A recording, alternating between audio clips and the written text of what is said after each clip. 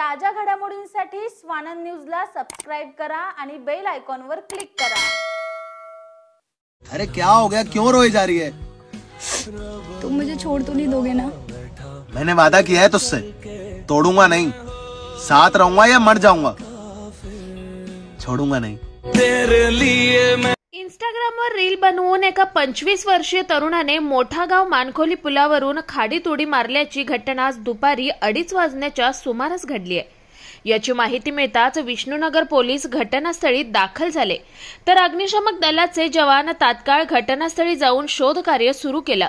पोलिसांकडून मिळालेल्या माहितीनुसार रोहित अशोक मौर्य असं खाडीत उडी मारणाऱ्या तरुणाचं नाव असून तो भिवंडी येथील साईनगर येथील गायत्री मंदिरासमोर कामतघर येथे राहत होता।